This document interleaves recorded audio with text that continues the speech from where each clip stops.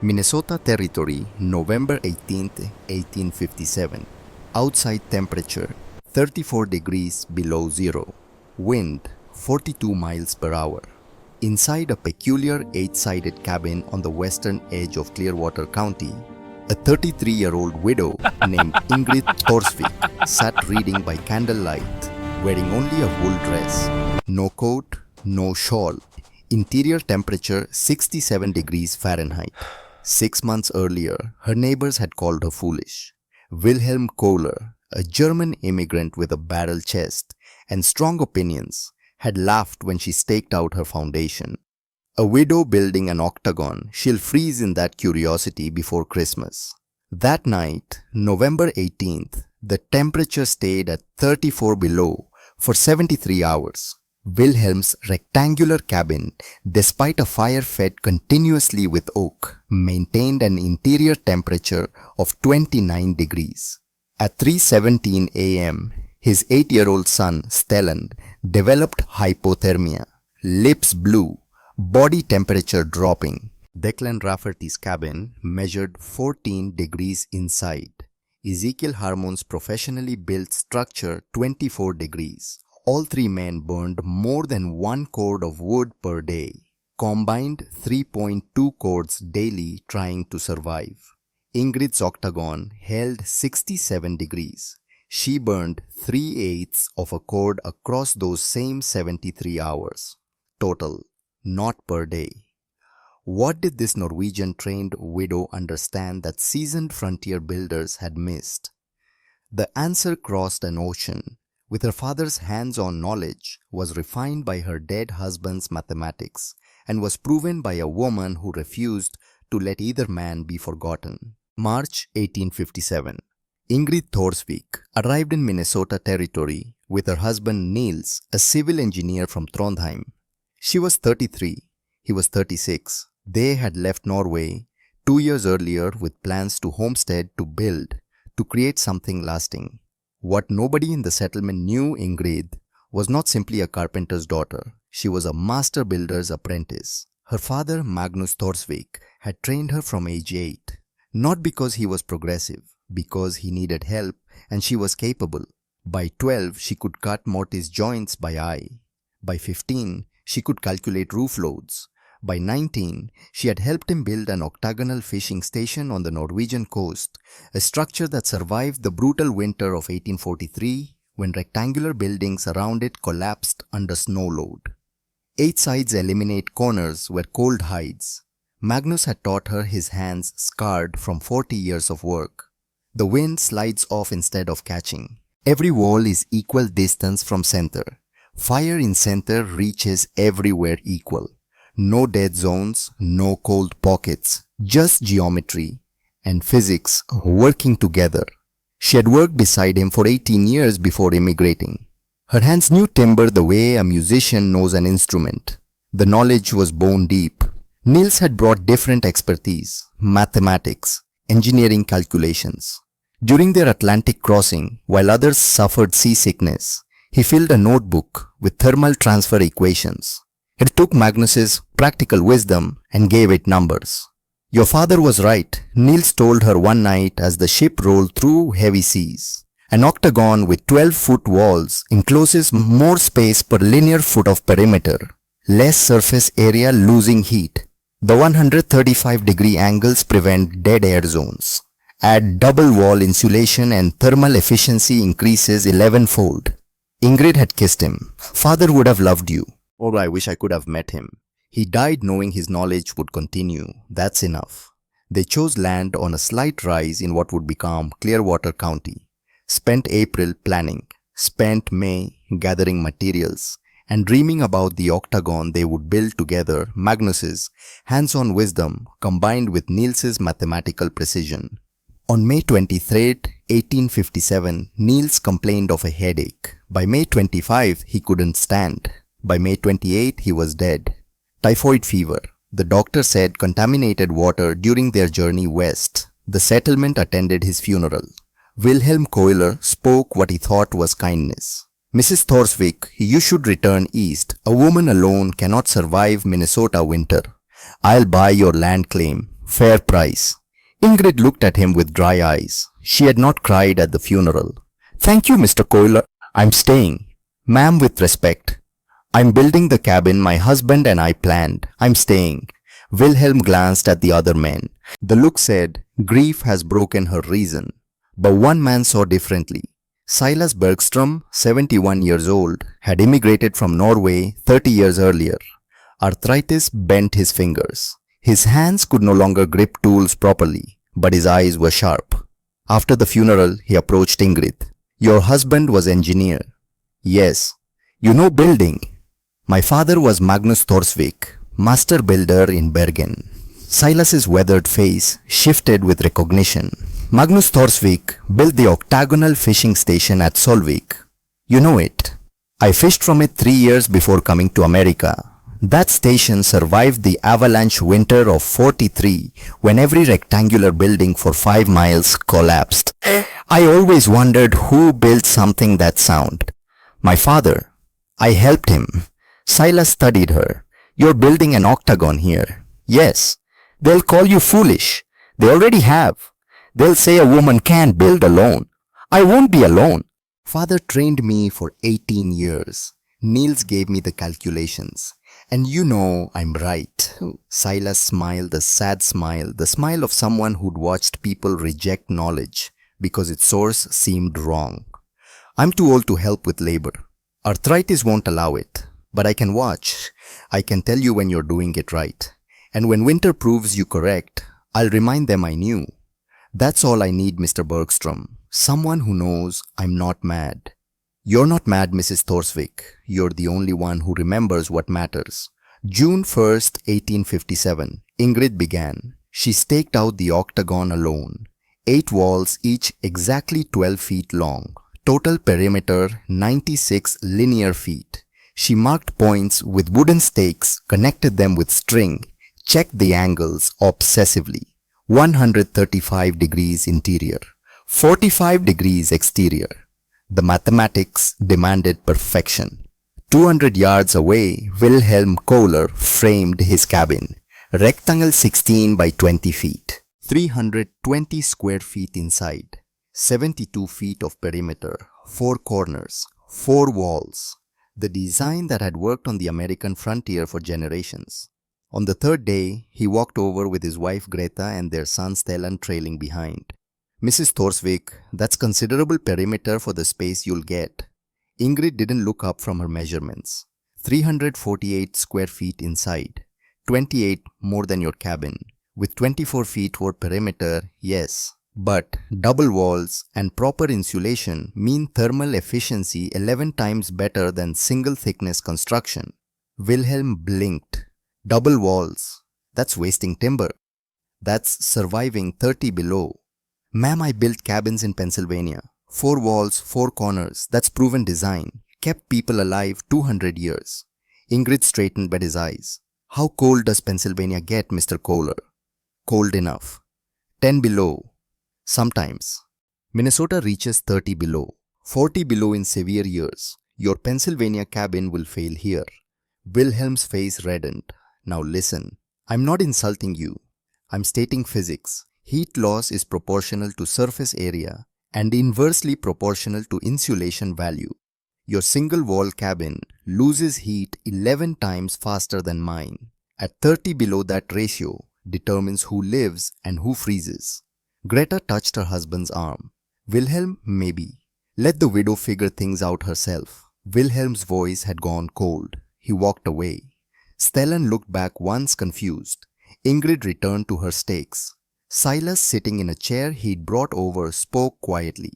You made an enemy. I told him truth. Men like Wilhelm don't appreciate truth from women, especially women using words like proportional and thermal. Then he'll learn the painful way. He will, but understand something, Ingrid. When winter comes and his cabin freezes, he won't think, I should have listened to the smart woman. He'll think, she used witchcraft or she got lucky. Men often prefer dying to admitting a woman knows more. Ingrid drove another stake. Then they can die. I won't diminish my knowledge to protect their pride. No, but be humble even when right. Teach, don't lecture. That's how knowledge spreads. Is that what you did? No, that's why I sit alone now instead of surrounded by friends. I'm giving you advice I should have followed. Take it or don't. Ingrid considered. I'll try. The foundation took 3 weeks. Wilhelm leveled ground and laid logs directly on dirt. Ingrid dug trenches 18 inches deep. She mixed mortar 3 parts sand, 2 parts clay, 1 part lime water until consistency matched thick porridge. She laid granite stones, each carefully selected and fitted with mortar joints no thicker than half an inch. The foundation rose 6 inches above soil. This would keep wooden sills above moisture, prevent rot, add the thermal mass to store and release heat. Declan Rafferty, an Irish immigrant, passed by mid-June. He'd finished his cabin in 18 days. He looked at Ingrid's incomplete foundation and shook his head. Mrs., you've labored near a month and haven't reached timber yet. Ingrid wiped sweat from her forehead. June heat pressed down like a weight. Mr. Rafferty, how deep is your foundation? Don't have one. Logs sit on ground. That's standard. When winter frost pushes through soil, your logs will absorb moisture. Come spring, they'll rot. Spring's a year away. Winter's the problem. Winter's your immediate problem. Rot is your eventual problem. I'm solving both. Declan grinned without malice. Ambitious for a widow. Practical for someone planning to survive. He walked on. But Ingrid heard him later talking to Ezekiel Harmon voices carrying across open prairie. That Thorsvik woman has got education but no sense. 3 weeks on foundation. She'll build into November. First snow will catch her unprepared. Ezekiel's reply was quieter. She's a curiosity. Curiosities don't survive Minnesota. Silas watched her face. You heard? I did. Bothers you. It shouldn't. But it does. You're proving them wrong with every stone and they're blind to it. Ingrid smiled despite herself. They'll see. Cold is a patient teacher but thorough. By late June, the foundation stood complete. 96 linear feet of mortared stone level within 1/4 inch raised 6 inches above grade. 23 days of labor. Wilhelm had built his entire cabin in less time, but Wilhelm's cabin sat on dirt. When killing cold came, that difference would matter more than anyone understood. July brought timber work. Ingrid selected white oak for outer walls, 12-inch diameter, straight as surveying rods. She rejected logs with curves, with knots, with questionable sapwood. The sawmill owner thought her mad. Lady, you're rejecting 2 of every 3 logs. You know the cost. I know the cost of freezing in January because I accepted substandard timber in July. For inner walls, 6-inch pine, straight and tight. These needn't bear structural loads, only form the interior surface. She was the more lenient with pine but still careful. She cut logs herself using her father's broad axe. Each required hand-hewing flat on 2 sides, one to fit flush against its neighbor, one to form the smooth interior wall. Brutal work. 10 hours daily under summer sun, swinging an 8-pound axe, shaving oak and pine into flat planes. Her hands blistered. Blisters popped. Calluses formed over calluses. Her back screamed.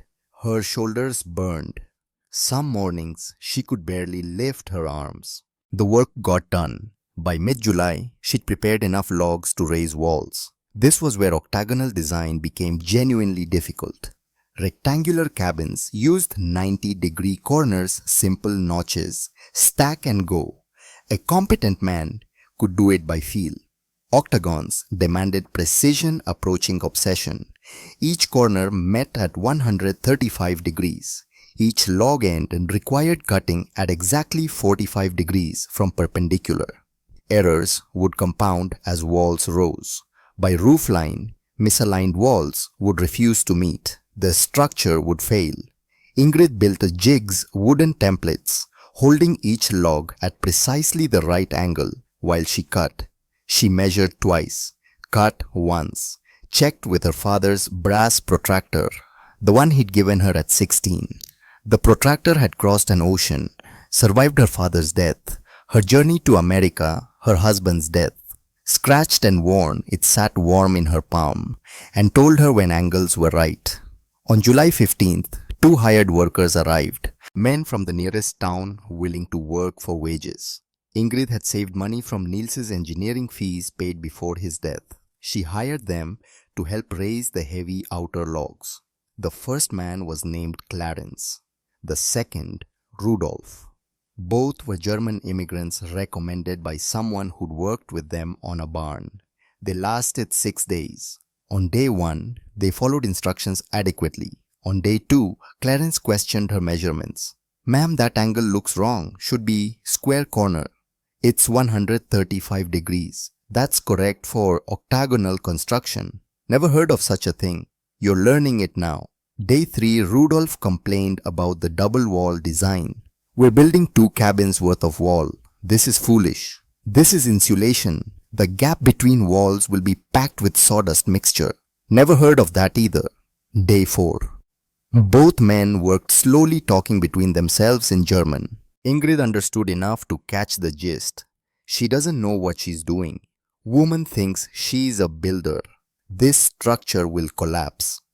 Day 5 opened resistance. Clarence forgot measurements she'd given him. Rudolf cut a log wrong, wasting timber. When she corrected him, he shrugged. Easy mistake. Day 6, July 21st. Ingrid arrived at the worksite to find both men sitting not working. "Gentlemen, we're burning daylight." Clarence stood. "Mrs. Thorsvik, we've talked it over. We can't continue." "Why not? We're builders. We got reputations. If we help you build this thing and it fails come winter, people will say we built it. Our names will be attached to failure." Ingrid kept her voice level. "This structure won't fail. You don't know that. I know exactly that. I've built this design before in Norway. It works." Rudolf stood too. "Ma'am, with respect, we don't take orders from women. It ain't natural. And we ain't putting our names on a dead woman's folly. We're done." They left, took their tools, took their wages for 6 days, left Ingrid standing beside walls that were 4 feet tall and needed to reach 9 feet before winter. She stood there for 5 minutes calculating. The walls were 20% complete. She had 16 weeks of good weather left. Building alone would be slower, much slower. She'd need to rig pulley systems to lift the heavy outer logs by herself. It was possible, barely. Silas arrived mid-morning, moving slowly with his cane. "I heard they quit." "They did. Because you're a woman." "Yes." "What will you do?" Ingrid looked at the partially raised octagon. 4 feet of double wall, precisely fitted angles, perfect. "I'll finish it myself. Alone. I built alongside my father for 18 years. I know rigging. I know leverage. I can do this. It'll take you twice as long. Then I'll work twice as hard." Silas smiled. "Your father would be proud. Father would tell me to stop talking and start working." She built a tripod hoist that afternoon. 3 poles lashed together at the top, a pulley attached, rope running through. She could lift a 12-inch log by herself using mechanical advantage. Slow, exhausting, but possible. By August 1st, the walls had reached 5 feet. 6 inches of progress per day, working alone. She needed 4 more feet. That meant another 24 days at current pace. She'd make it, barely. Stellan Kohler appeared one afternoon in early August. His father was away. The boy watched Ingrid work the pulley system, hauling a log into position inch by inch. "Mrs. Thorsvik." She looked down from the wall. "Yes, Stellan." "Why did your workers leave?" Honest question deserved honest answer. "They didn't want to work for a woman." "That's stupid." Ingrid smiled. "Yes, but common." "Can I help? Does your father know you're here?" The boy's silence answered. "Then you should go before he comes looking, but thank you for offering." Stellan left, but he came back 3 days later, and 4 days after that, always when Wilhelm was elsewhere. Ingrid let him help with small tasks, holding tools, fetching water. The boy understood what she was building better than most adults. He asked good questions. By mid-August, the walls stood 7 feet tall. Ingrid's hands were masses of calluses and fresh blisters layered over old ones. Her back had adapted to constant pain. She worked through it. Ezekiel Harmon visited. His cabin stood complete. Professional quality. He examined Ingrid's corner joints, running his hands along the tight fits where walls met. These are professionally executed. Thank you. Where did you learn this level of craftsmanship? My father, Magnus Thorsvik, master builder, Bergen, Norway. He trained you well. Pause. Mrs. Thorsvik, I'm skeptical of octagonal design. 8 corners mean 8 potential failure points. But I'll admit your execution is flawless. If this works, it won't be luck. It'll be because you built it properly. That's all I can ask. Wait and see. I will. But understand, if you freeze this winter, the county will say I should have stopped you. And if it works, Ezekiel smiled thinly. Then I'll ask you to teach me. He left. Silas spoke from his chair. That's the closest to respect you'll get before winter. It's enough. September arrived with morning frost. Temperatures dropped to 40 degrees at dawn. Leaves turned. Prairie grass went golden. Winter announced itself. Wilhelm had finished in July. Spent August stockpiling firewood, 6 cords split and stacked. He was ready. Declan finished in June. 4 cords of wood should suffice. Ezekiel's professional cabin stood complete. 7 cords of mixed oak and pine. Confident. Ingrid's octagon was 70% complete. Walls at full height, 9 feet at the peak, but the roof remained. The complicated hip roof with 8 surfaces meeting at center, and the central fireplace. She had 7 weeks of decent weather, maybe 8 if lucky. Mockery had evolved to concern.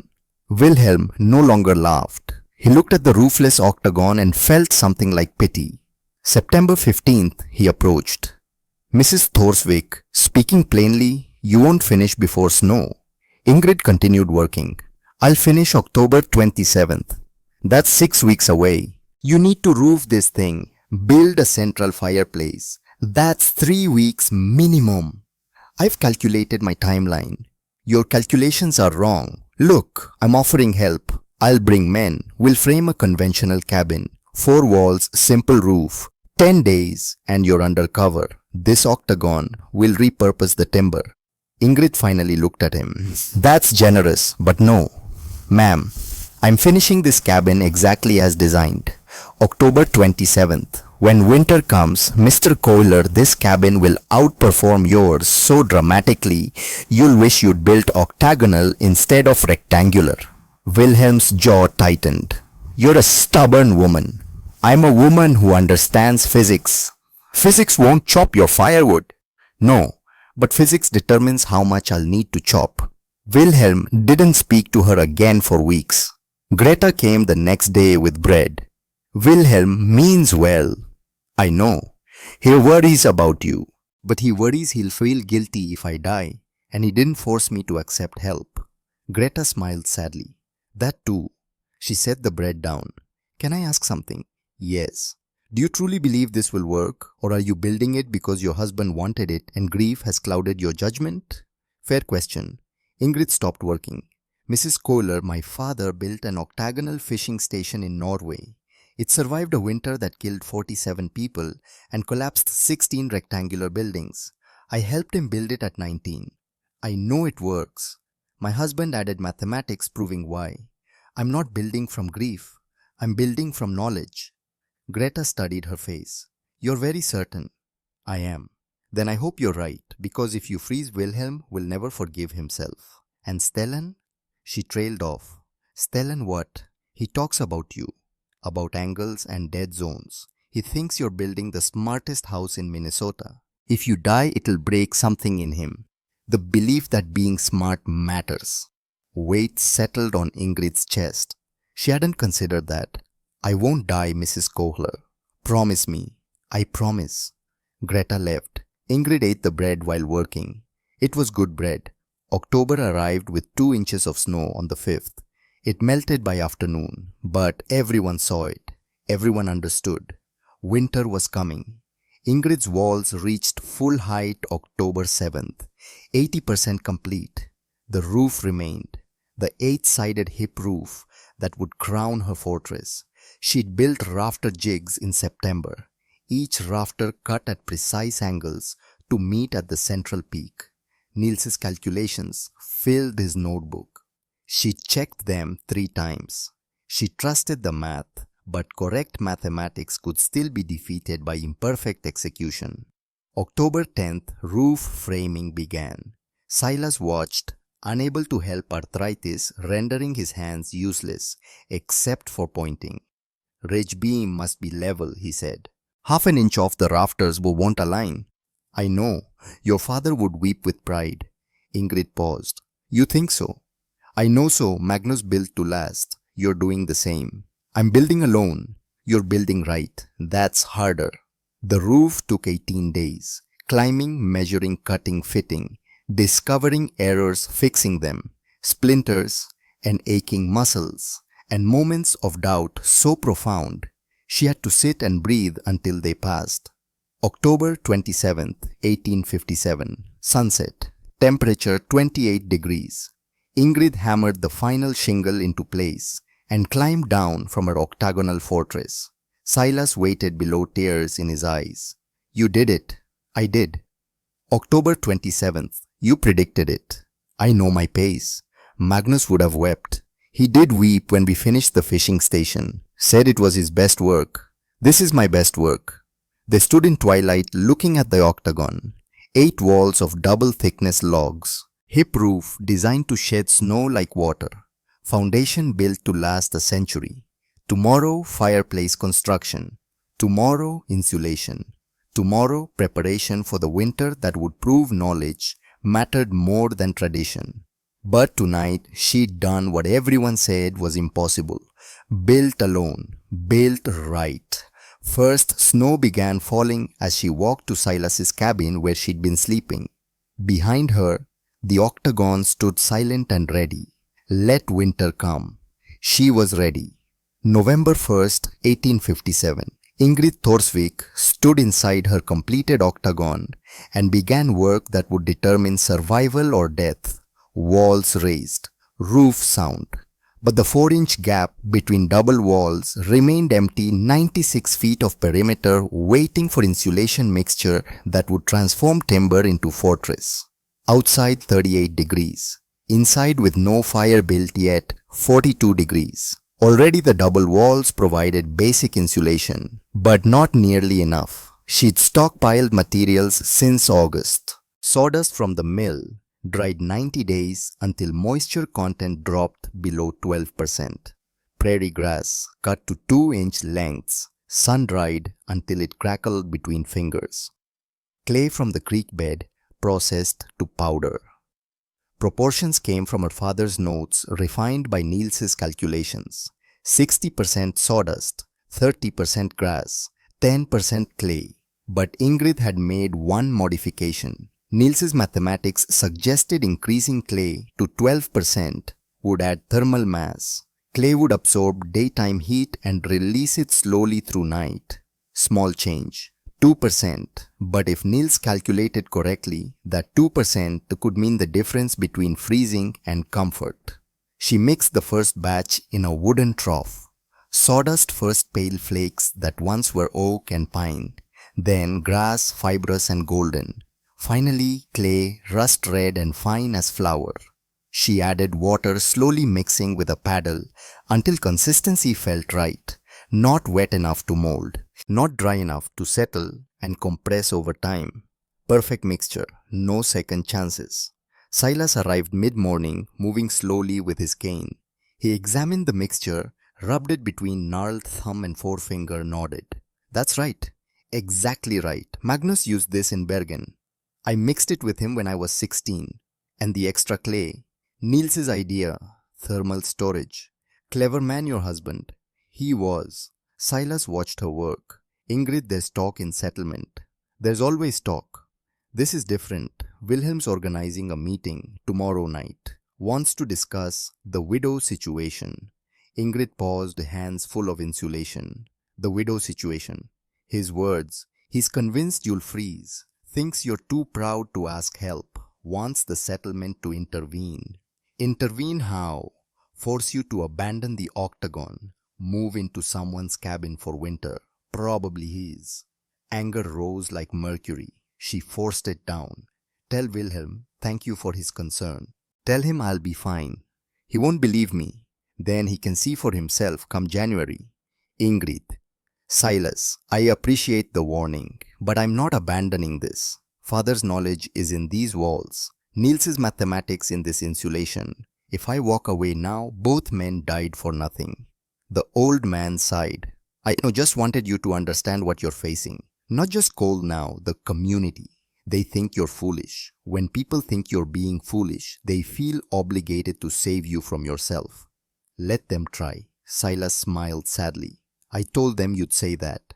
She returned to mixing. Methodical work, repetitive, oddly soothing. Mix a batch, carry to wall, pack into 4-inch gap between inner and outer logs. Tamp with wooden rod to eliminate air pockets. Repeat. Each section 20 minutes. Entire perimeter days. By evening she'd completed 8 feet. 88 feet remained. November 3rd brought the settlement meeting. Ingrid didn't attend. She worked on insulation while 14 adults gathered in Wilhelm's cabin to discuss her fate. Silas went, returned after dark, stamping snow from boots. Well, Wilhelm proposed 3 men forcibly relocate you. Ezekiel argued against, said you're an adult, making your own decisions, even bad ones. Declan suggested waiting until first serious cold to see if you change your mind. Greta said nothing, but her face disagreed with her husband. Conclusion: voted to give you until November 15th. If you haven't moved in by then, they'll come get you. Wilhelm's words: I won't have a woman's death on my conscience because I respected her stubbornness. Ingrid set down her tamping rod. Tell them something. What? Tell them that December 1st, when they're burning cord after cord and still freezing, they're welcome in my cabin, but I'm not moving into theirs. Silas laughed, dry wheezing sound. You'll make enemies. I'll survive. They can decide later if they want to be enemies or students. Insulation work continued. November 4th, 5th, 6th. Each day another 8 to 10 feet packed solid. The mixture worked exactly as designed. Completed sections stayed noticeably warmer than empty sections. Touch outer wall, where insulation was packed cold oak. Touch inside wall, same section, cool, not cold. 4 inches of sawdust grass and clay, creating thermal barrier resisting heat transfer. November 8th, insulation complete. 96 linear feet of double wall, every inch packed with mixture that would trap heat like a miser hoarding gold. Ingrid stood at Octagon center and felt profound satisfaction. Structure sound, insulation right. Now came final element, the heart, the central fireplace. Every frontier cabin placed fireplaces against exterior walls. Logic seemed obvious. Shorter chimney meant easier construction, better draft. Simple, fast, proven. But Ingrid had watched her father explain repeatedly why this was wrong. Fireplace against exterior wall. Magnus had told 14-year-old Ingrid, while building a home in Solvik, the stones absorb heat from fire. That heat conducts directly through a wall to outside. Stones become a bridge highway for warmth to escape. Worse, fire radiates one direction only. Half the heat goes into room, other half into wall, then outside. You lose 50% before it does any good. What's the solution? Young Ingrid had asked. Center the fireplace. Let it radiate all directions. Let stones store heat and release it inward, not outward. Build chimney straight up through peak. No bends, no horizontal runs. Pure vertical draft. She'd helped him build 3 central fireplaces in Norway. Watched them work. Now with November cold seeping through walls and winter announcing itself in every morning's frost, she would build one herself. Hearth foundation first. She'd saved her best granite stones the size of a man's head, fitted with mortar joints thin as knife blades. Foundation circular 6 feet diameter, positioned exactly at Octagon center. She checked placement obsessively. 6 inches off center meant uneven heat distribution. Mathematics demanded perfection. First course rose 12 inches. Second course 18. By fourth course, hearth stood 3 feet tall and firebox took shape. 30 inches wide, 24 inches deep, 32 inches tall inside, large enough to burn substantial logs, small enough that heat would radiate efficiently rather than vanishing in cavernous opening. Stellan Kohler appeared on day 3 of fireplace construction. Stood at the door, Ingrid had hung temporary canvas until building proper door and watched silently. "Come in, Stellan." The boy entered shyly. "Father said I shouldn't bother you."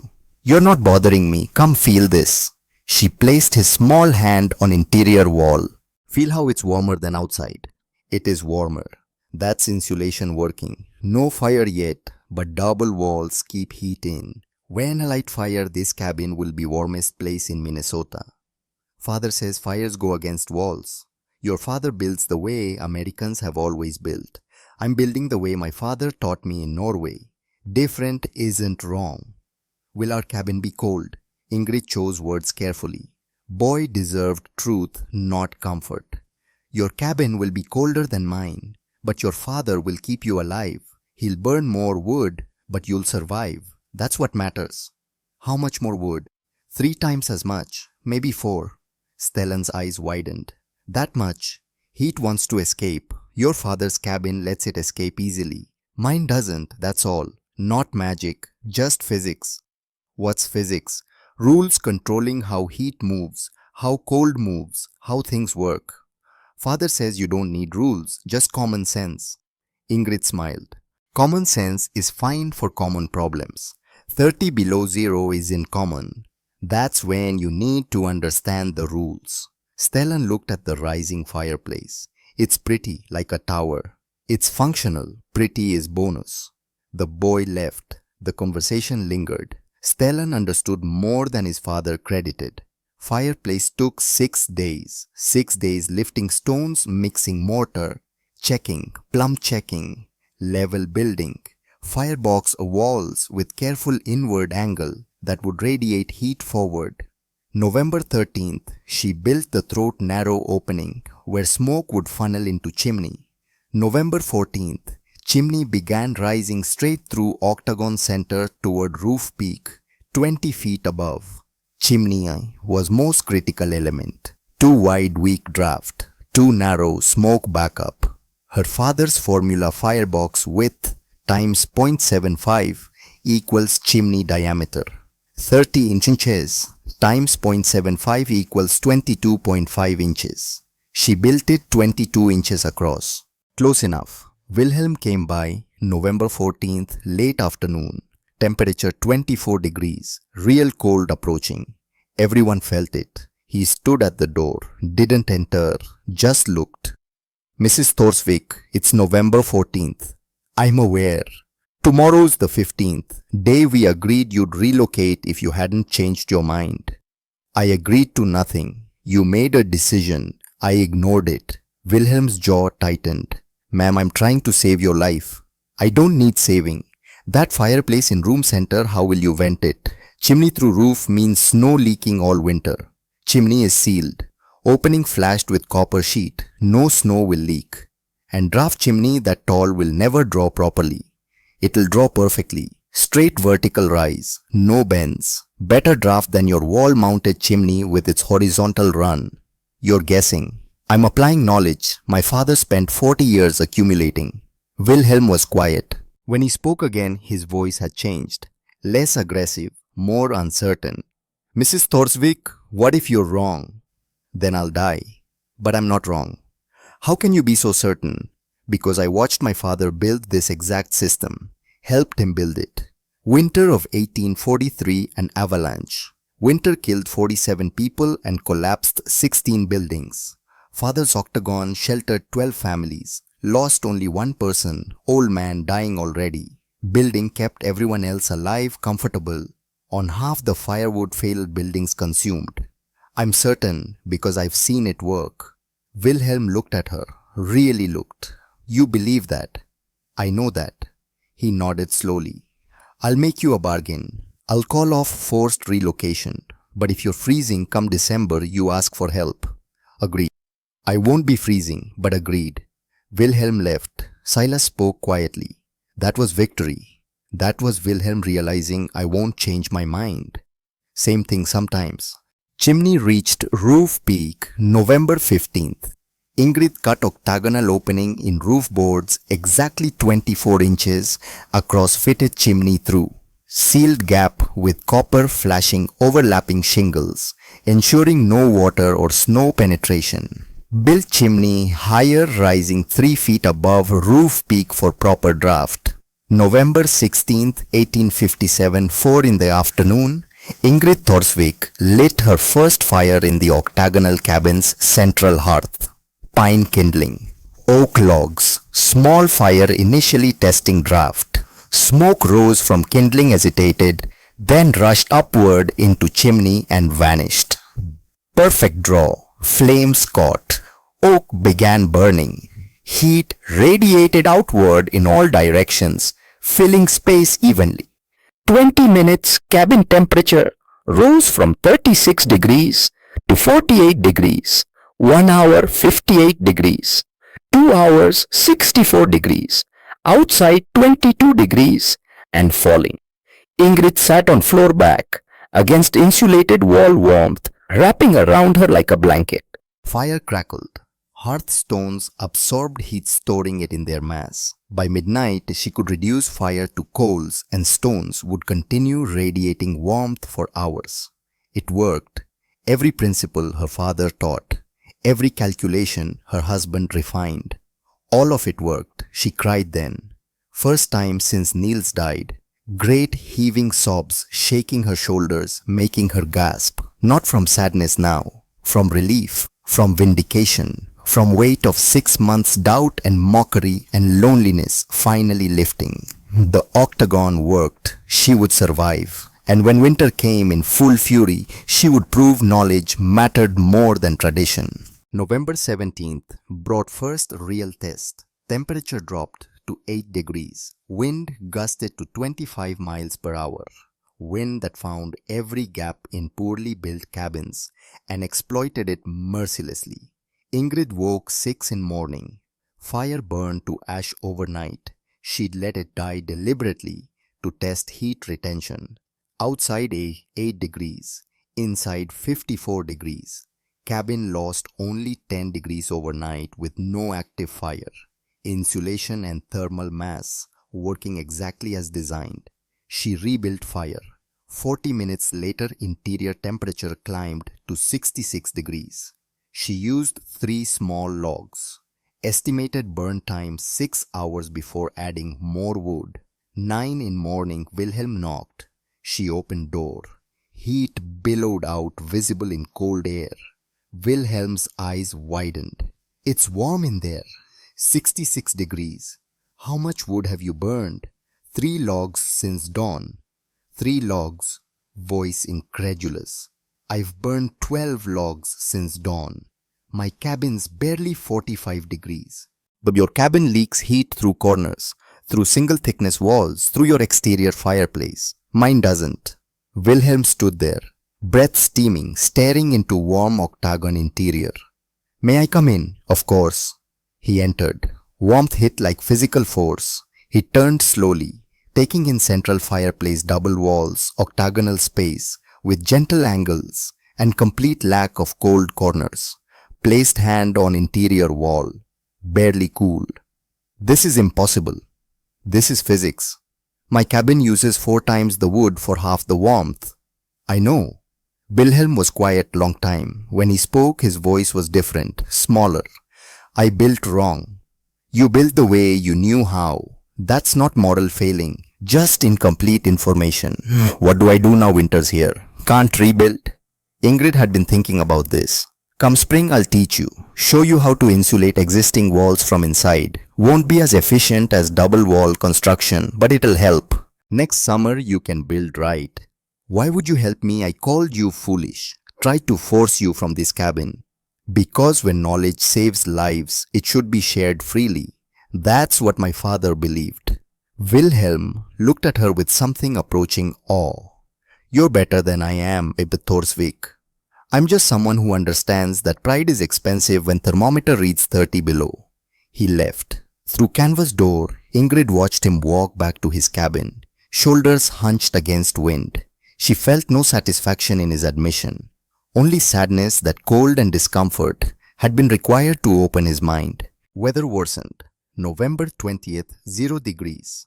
November 22nd, 6 below. Settlement entered survival mode. Every cabin smoked continuously as fireplaces consumed cord after cord. Wilhelm burned half a cord in 3 days. Declan burned 3/4 cord. Ezekiel, despite professional construction, burned 0.6 cords. Ingrid burned 1/8 cord. The difference was staggering, measurable, undeniable. Ezekiel came by November 23rd. Temperature 4 below, wind steady at 30 miles per hour. His professional cabin maintained 38 degrees interior despite fire consuming log after log. Ingrid's Octagon 68 degrees, fire burning gently. Comfortable enough, she worked in single layer of clothing. Ezekiel L. stood inside silent 1 full minute. Then, explain this, every detail. I need to understand what I did wrong. Next hour, Ingrid walked him through principles. Double walls creating insulating cavity. Sawdust mixture, trapping dead air in thousands of tiny pockets. Central fireplace, radiating 360 instead of losing heat through exterior wall. Octagonal angles, eliminating cold air traps. Thermal mass of stone hearth storing and releasing heat. Tight corner joints, proper foundation preventing moisture infiltration. Ezekiel took notes, hands shaking partly from cold he'd brought in, partly from realization of how much he hadn't known. I've built cabins 20 years, he said finally. I thought I knew everything. I didn't know anything. You knew how to build structures that stand. That's considerable. You just didn't know how to build structures that resist heat loss. Different knowledge. Will you teach me come spring? Yes. Why I dismissed you? Call this a curiosity. Because every cabin built right is family that survives. That matters more than my pride. Ezekiel left with notes. Word spread. By evening, 3 more men came by, looked measured, temperature difference, asked quiet questions. Mockery was dying. In its place, grudging respect and something else, fear. Fear they'd built wrong. Fear their families would suffer from ignorance. Fear that a widow knew more than all of them combined. November 25th brought new crisis. Stellan Kohler developed a cough. Not serious initially, just nighttime cough keeping him awake. By 27th cough worsened. Greta brought him to Silas, who had medical knowledge. Silas examined boy in Ingrid's Octagon, too cold for proper examination in Wilhelm's cabin. Stellan's lips had faint blue tinge, fingers cold even in warmth. Lungs sounded congested. He's sick from the cold, Silas said quietly to Greta. His body spends all energy trying to stay warm, nothing left to fight illness. What do we do? Get him somewhere warm, really warm, for at least a week. Greta looked around the Octagon. Here, if Mrs. Thorsvik agrees. Ingrid didn't hesitate. Bring him. There's room. Wilhelm won't like it. He'll see it as charity. Then don't call it charity. Tell him I need help with heavy work. Stellan will assist once well. Wilhelm pays me with firewood. You're lying to save our dignity. I'm solving problems in ways that let everyone keep dignity. That's different. Stellan moved in that afternoon. Coughing eased by evening. Warmth and ability to breathe without cold searing lungs made immediate difference. Next morning, lips regained normal color. By November 30th, cough nearly gone. Wilhelm visited twice daily, checking on his son. Each time he looked around the Octagon with expression Ingrid couldn't quite read. Envy, regret, anger at himself, all of those. December 1st, as Stellan prepared returning home, Wilhelm spoke to Ingrid privately. Thank you for helping him. He's good boy. I'm glad I could help. My cabin nearly killed my son. Your cabin is adequate for normal Minnesota winter. This winter is shaping worse than normal. How much worse? Ingrid looked at grey sky wind that never stopped, thickness of ice forming on creek. Bad, Mr. Coiler. Very bad. The kind people tell stories about. And you're ready. I'm ready. Wilhelm nodded. If it gets as bad as you think, if we're in trouble, you'll be welcome here. All of you. I'm still not sure I like you. Ingrid smiled. You don't have to like me. Just trust I know what I'm doing. I'm starting to. They stood together watching snow begin to fall. Heavy flakes, serious snow, the kind that meant business. Somewhere north, real cold was building, the kind that killed the unprepared. The kind that had a name and date in territorial records. The great blizzard of 1857 hadn't arrived yet. But it was coming, and when it came, difference between octagon and rectangle would become difference between life and death. Ingrid felt it in her bones. Knowledge her father passed down. Certainty that comes from understanding principles instead of following tradition. Let it come, she thought. Let winter show them what I've been trying to explain. Her octagon was ready. Question was whether neighbors would swallow pride in time to save themselves. Snow fell harder. Temperature dropped. In 14 days, the answer would come screaming from northwest at 42 miles per hour, driving temperature to 34 below and testing every decision every settler made. Ingrid added log to fire. Flames danced. Stone hearth glowed with stored heat. Outside, the world prepared to freeze. Inside, she was ready. December 15th, 1857. The storm came with no warning. Weather on frontier Minnesota was unpredictable, but experienced settlers read signs, cloud formations, wind shifts, animal behavior. This storm announced itself with none of the usual harbingers. Morning of the 15th dawned clear and cold, 18 degrees, almost mild after brutal weeks preceding it. By noon, his sky remained blue. By 2 afternoon, Wilhelm Kohler was outside splitting wood, thinking the worst might be over. At 2:47 p.m., temperature dropped 14 degrees in 11 minutes. By 3:15, sky had gone, the color of old iron, and snow fell so thick, a man couldn't see his barn from his doorstep.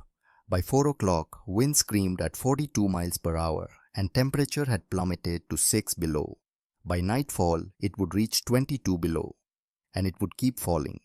The Great Blizzard of 1857, though it wouldn't be called that until territorial records were compiled the following spring, had arrived. It would last 73 hours. It would kill 19 people across 3 counties. And it would prove with indifferent finality that only nature provides which cabins had been built right and which had been built to fail. Ingrid was inside her octagon when the storm hit, writing in Niels's notebook documenting thermal performance. Interior temperature 67 degrees. Fire reduced to coals. Outside temperature 18 degrees. Wood consumption previous 24 hours 1/8 cord. Light changed. She looked up from writing and saw sky through south-facing window. Iron grey, moving fast. She'd seen skies like that in Norway. Nothing good followed. She walked to her woodpile. She'd been keeping weeks' worth of split wood inside cabin, stacked against interior walls near fireplace, and calculated quickly. If storm lasted 3 days at brutal temperatures, she'd need perhaps half a cord. She had 3/4 cord inside. Another 2 cords stacked outside under cover, though accessing them in blizzard would be difficult. She was prepared. Octagon sealed. Insulation sound. Chimney would draft properly even in high wind. She designed it for exactly these conditions. She added 2 logs to fire, not because she needed them yet, but because stone hearth would absorb and store their heat, building thermal mass before worst cold arrived. Outside temperature continued dropping. 21 below by 8 o'clock. 26 below by 10. Wind never stopped.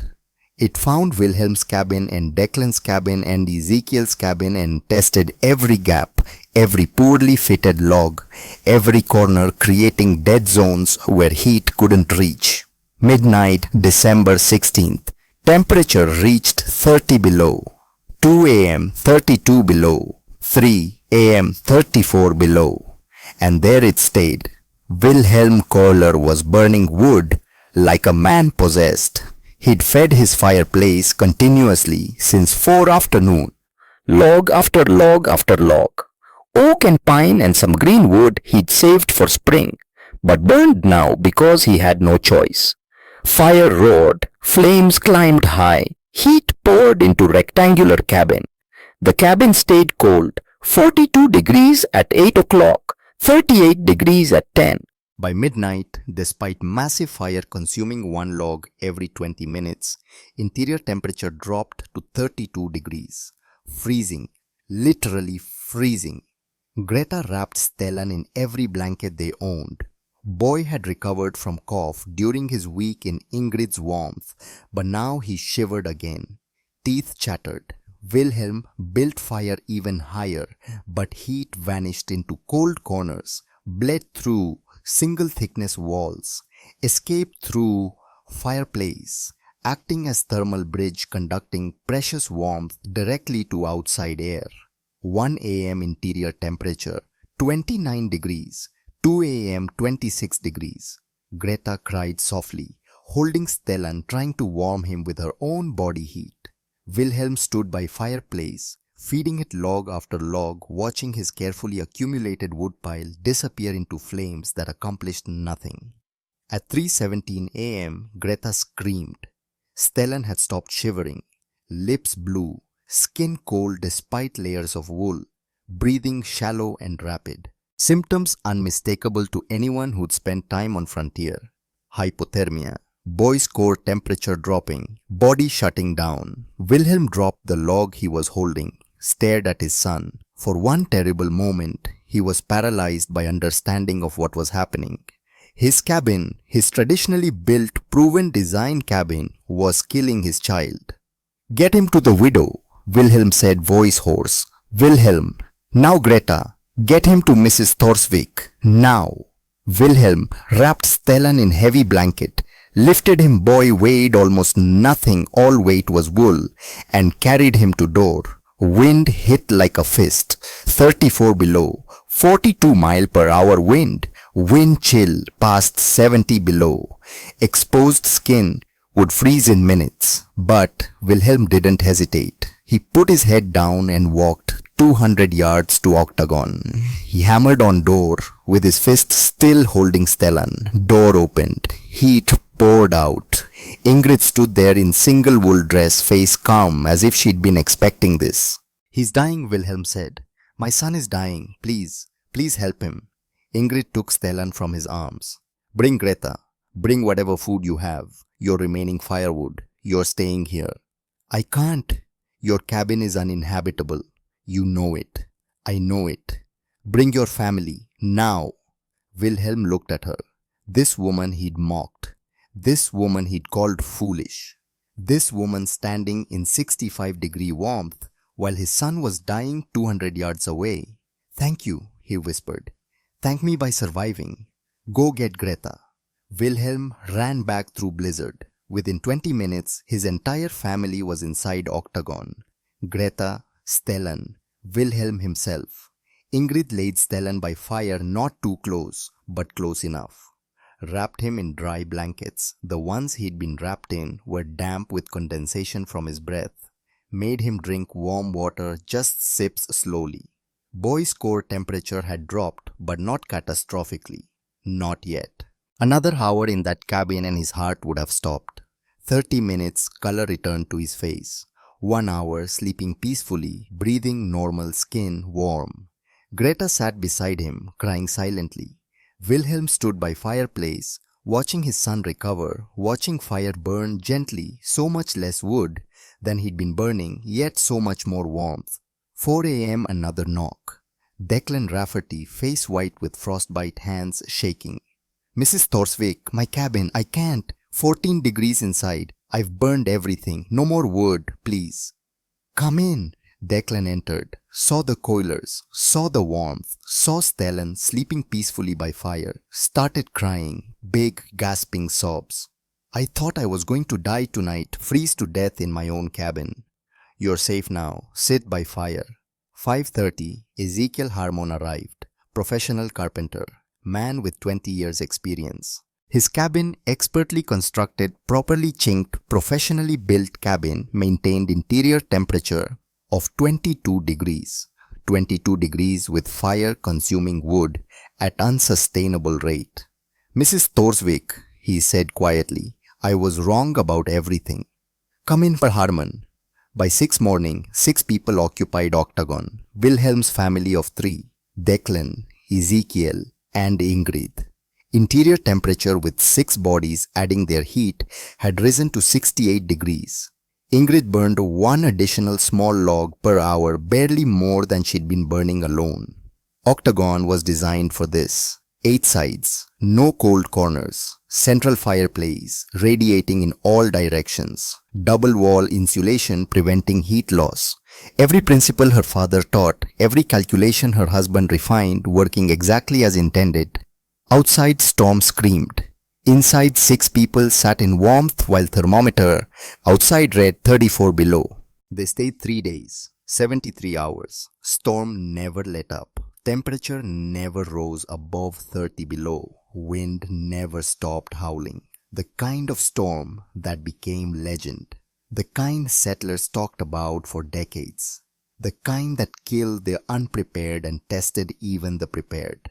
Inside Octagon, life continued almost normally. Ingrid had stocked food, anticipating long winter. Dried beans, salted meat, flour, cornmeal, enough for 1 person for 4 months. With 6 people, it would last perhaps 3 weeks. 3 days posed no problem. Greta cooked central fireplace, served for both heating and cooking. Another efficiency wall-mounted fireplaces couldn't match. They ate together, slept in shifts, bodies arranged around octagonal perimeter. Everyone within equal distance of fire's warmth. And Ingrid taught. Ezekiel, professional pride thoroughly demolished, asked questions. Hundreds of questions. How did double walls work? What was insulation mixture? Why central fireplace instead of wall-mounted? How did octagonal angles affect heat distribution? How much did stone thermal mass contribute? Moisture, structural integrity, wind load on unusual roof shape. Ingrid answered everything. Showed him Niels's notebook with calculations, explained her father's principles, walked him through construction process step by step. Ezekiel took notes with hands that had regained warmth, filling page after page with sketches and measurements and principles he'd never learned in 20 years of building. Wilhelm listened too, less technical in questions, but paying attention. Why didn't anyone teach this before? Why did we all build wrong? You built what you knew, Ingrid said. American frontier tradition says 4 walls wall, fireplace, single thickness logs. That works fine in Pennsylvania, where it gets to 10 below. Doesn't work here where it gets to 30 below. No one told you, because no one here knew different. They were all building from same tradition. But you knew. My father knew. He learned it in Norway, where 30 below is normal. He taught me. My husband added mathematics proving why it worked. I'm just the one who remembered and applied it. Declan spoke up. Will you teach us? Come spring, show us how to build like this. Yes. Why we mocked you, called you foolish. Ingrid looked around at 6 faces watching her. My father believed a master builder's responsibility isn't being the only one who knows, it's making sure everyone knows. That's how communities survive. Wilhelm looked at her long moment. Your father was wise man. He was. He deserves credit for this, not me. You're the one who built it. I'm the one who remembered. That's different. Storm began breaking morning of December 18th. Wind dropped, snow thinned. By noon, sun appeared weak and pale but undeniable. Temperature still 28 below but without wind. Cold was survivable, manageable. They ventured outside in groups. Wilhelm checked his cabin. Interior temperature had dropped to 8 degrees. 8 degrees. If his family had stayed, they'd all be dead. No question, no maybe. Dead. He returned to Octagon, silent. Face said everything. Ezekiel checked his cabin. 20 degrees inside. Professional construction. Expert craftsmanship. Completely inadequate for reality of Minnesota winter. Declan's cabin was 6 degrees inside. He didn't even go all the way in. Just opened door, felt cold, pouring out like water from bucket. Closed it again. They returned to Octagon, sat by fire, stared at flames. We have to rebuild, Ezekiel said finally. All of us. Everything we built is wrong. Spring, Ingrid said. We'll start in spring. I'll teach you everything. For now, you're all welcome to stay here until you can safely heat your own cabins again. It'll take a few days of moderate weather. You'd shelter us that long? Wilhelm asked. I have food, wood, space. Why wouldn't I? Because we were cruel to you. Ingrid smiled sadly. Mr. Kohler, my father taught me that wasting energy on revenge when you could be building something better is the real foolishness. They stayed 4 more days. Temperature moderated to 10 below. Manageable. They returned to cabins in shifts, rebuilt fires, discovered how much wood they'd need to burn to keep even barely habitable temperatures. Wilhelm went through 1 cord every 6 days. Ezekiel 0.8 cords per week. Declan had burned through entire stockpile and was burning furniture again. Ingrid had burned less than 1 cord total through entire storm period. Mathematics undeniable. Evidence irrefutable. Word spread. By Christmas, settlers from 5 miles away came to look at Octagon. They measured temperature, counted wood consumption, examined construction, asked Ingrid to teach them. She agreed. All of them. She would teach anyone who wanted to learn. Silas, who'd weathered storm in his own small cabin, adequate because he'd been warned by Ingrid and packed additional insulation into walls before storm, watched transformation with satisfaction. Your father would be proud, he told Ingrid on quiet afternoon, between Christmas and New Year. I hope so. I know so. Magnus believed knowledge was meant to spread. You're honoring that. I'm just doing what's right. That's what makes you like him. Spring came late in 1858. Snow didn't melt until mid-April. But when it did, building began. Ezekiel Harmon was first. He had spent winters studying Ingrid's construction, measuring, calculating, planning. His new cabin would be octagonal, 12-foot sides, double walls, central fireplace. Everything Ingrid had proven worked. He broke ground April 20th. By July 1st, the structure was complete. By following winter, Ezekiel's Octagon was second warmest cabin in county, second only to Ingrid's. Wilhelm rebuilt 2. Not octagon, his lot wasn't large enough, but hexagon, 6 sides instead of 8. Still no sharp corners, still double-walled, still central fireplace, not as efficient as octagon, but 3 times more efficient than his old rectangle. Declan learned, adapted, built small octagon, designed for single man, worked beautifully. By fall 1858, 7 octagonal or hexagonal structures stood within 5 miles of Ingrid's original cabin. By spring 1859, number grew to 40. Sawmills began pre-cutting 135-degree angle joints because enough builders requested them that it made economic sense. Territorial surveyor visited summer 1859. He documented octagonal structures, measured fuel efficiency, interviewed builders. His report to St. Paul was unambiguous. Octagonal construction as pioneered by Mrs. Ingrid Thorsvik of Clearwater County demonstrates superior thermal efficiency in extreme cold climates. Fuel consumption reduced by 60 to 70% compared to traditional rectangular construction. Recommend adoption for all frontier settlements in Minnesota and Dakota territories. Report reached Washington. Government official arrived summer 1860 to commission Ingrid to write construction guidelines. She agreed on one condition: manual would be titled Magnus Thorsvik's Arctic Building Methods, with subtitle crediting her husband's mathematical refinements. She would accept no personal glory. This was her father's knowledge, her husband's mathematics. She was merely the one who remembered and demonstrated. Manual published 1861, distributed free to every settlement office in Minnesota, Dakota, and Montana territories. Hundreds of families built using its principles. Thousands of lives saved over following decades. Silas Bergstrom died peacefully March 1862. He was 76 years old. Passed away in Ingrid's Octagon, where he'd been staying after bad fall made living alone impossible. Last words to Ingrid: "You proved them all wrong." Magnus would have wept with joy.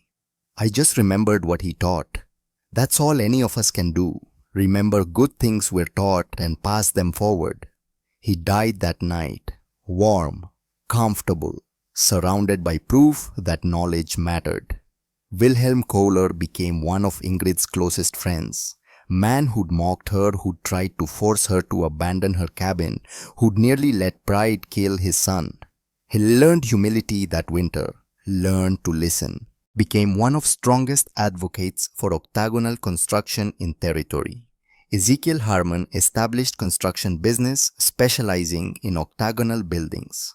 By 1865, he'd built 43 octagons and hexagons across Minnesota and Dakota. Everyone bore small plaque, built using Magnus Torsvik principles as demonstrated by Ingrid Torsvik.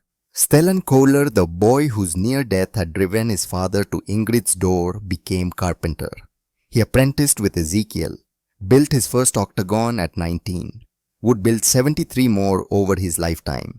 Never forgot the woman who saved his life and taught him that intelligence mattered more than tradition. By 1865, 287 octagonal or hexagonal structures stood across Minnesota, Dakota, and Montana territories. Design tested by multiple severe winters. Fuel efficiency numbers consistent 60 to 70%. Reduction in wood consumption compared to traditional rectangular cabins. Temperature differences dramatic 15 to 25 degrees warmer in extreme cold. Territorial government estimated that octagonal construction prevented approximately 400 deaths in 7 years, since Ingrid's cabin proved concept. As design spread and more structures built, that number would grow. By 1880, when historians looked back on frontier innovation, they estimated that Magnus Torsvik's principles, demonstrated and taught by his daughter Ingrid, saved more than 2,000 lives. 2,000 people who would have frozen in rectangular cabins but survived in octagonal ones. 2,000 families who didn't lose fathers or mothers or children to cold. 2,000 stories that ended in survival instead of tragedy. All because one woman remembered what her father taught, applied what her husband calculated, and refused to let mockery or tradition or grief stop her from building right. Ingrid Torsvik never remarried. When asked why, she said, "I'm married to the work." She taught construction methods until she was 70, trained more than 500 builders, consulted on government buildings, settlement planning, winter survival strategies, became most respected construction authority in northern territories. She died in 1894 at age 70. Died in her original octagon cabin she'd built in 1857, warm and comfortable, on day when outside temperature was 32 below zero. Cabin still used half the wood of any rectangular structure in county. Principles still sound. Mathematics still perfect. Her funeral was attended by more than 200 people. Builders she trained. Families living in cabins she designed. Children of children who'd survived because someone learned to build right. Wilhelm Kohler, 79 years old and barely able to walk, gave eulogy. "She saved my son's life. She saved my life. She taught me that knowledge matters more than pride. She taught all of us that old way isn't always right way. And she did it with humility and patience and kindness none of us deserved." Octagon still stands in Clearwater County, Minnesota. Designate a National Historic Landmark 1978. Visitors can tour it. See double walls, central fireplace, octagonal space with gentle angles and complete absence of cold corners. read plaques explaining Magnus Thorsvik's principles and Niels Thorsvik's calculations and Ingrid Thorsvik's demonstration. On cold days when thermometer drops below zero and wind howls across prairie ranges, light fire in central hearth. Within hour, interior temperature climbs to 65 degrees. Same temperature Ingrid maintained in 1857. Same principles, same physics, same proof that knowledge carefully preserved and humbly shared saves lives across generations. Octagon remembers. In remembering, it teaches still. Some wisdom is timeless. Some knowledge is eternal. Some structures, built right by someone who understood principles and had courage to apply them, despite mockery, stand for more than century as testimony to truth that intelligence, humility and determination matter more than tradition, pride or convention. Ingrid Thorsvik knew that. Her father taught her. Her husband believed it. One brutal winter in 1857, she proved it so thoroughly that families are alive today because their great-great-grandparents learned to build from her example. That's legacy. Not money, not land, not fame. Knowledge that saves lives passed from generation to generation, as permanent as stone and as valuable as warmth on winter night, when thermometer reads 30 below and wind is trying to kill you. Octagon stands. Knowledge endures. Ingrid Thorsvik's gift to frontier gift of her father's wisdom and her husband's mathematics and her own stubborn refusal to let either be forgotten continues to matter more than century after she built those first double walls and proved that a widow who remembered was worth more than dozen men who thought they knew everything. Winter came to Minnesota Territory in 1857. One woman was ready. That made all the difference.